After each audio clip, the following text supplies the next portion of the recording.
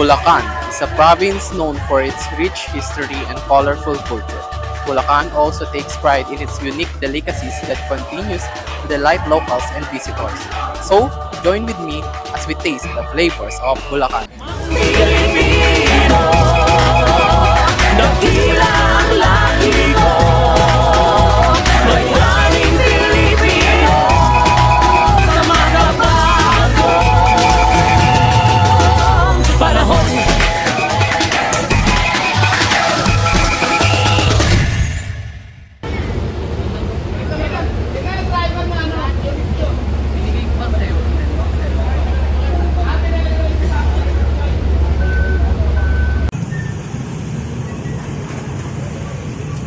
Hi guys!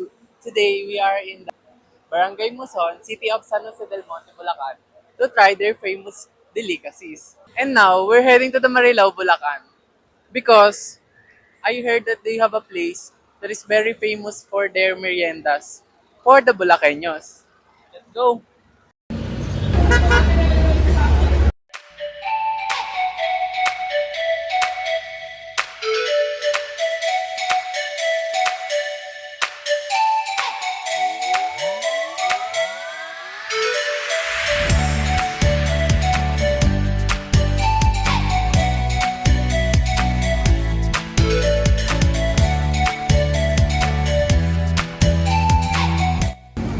Dito tayo sa LTO.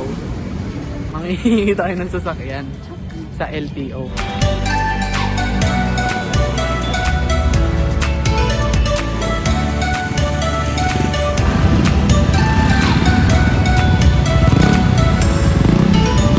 So, we've just arrived here at Rosalie's Bibingka and Pasalubong Center, a very popular spot for merienda here in Marilao.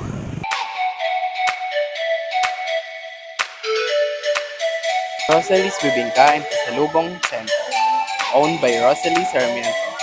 This well-loved spot has been serving Bulacan since 1998. Their first product was sumi, made from just 10 kilos of kamote, which she sold to try her luck.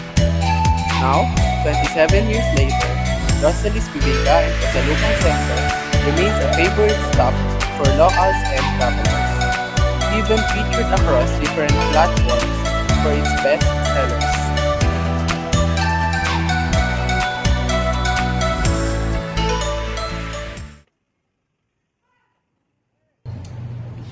Okay, so we ordered their best seller, 4-in-1 kakanin. This bibingkang kakanin is chewy but not sticky, with just the right touch of sweetness. The red and yellow layers taste pretty similar, but the yellow one has this subtle mango flavor.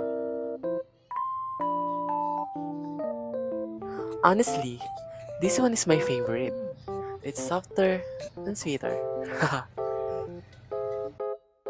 Overall, I love how each piece is wrapped individually, making it easier to eat. The flavors are undeniably rich. No wonder kakanin is one of the best merienda and pasalubong treats for Bulacaños, especially in Malolos, Bulacan.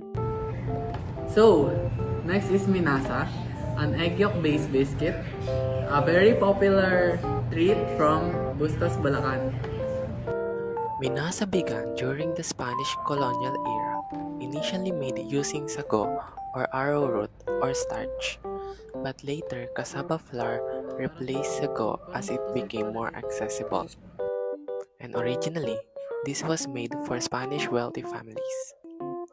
Its name Minasa comes from the Tagalog masa, meaning to knead, referring how the biscuits are made by kneading the dough continuously. Good. Sarap.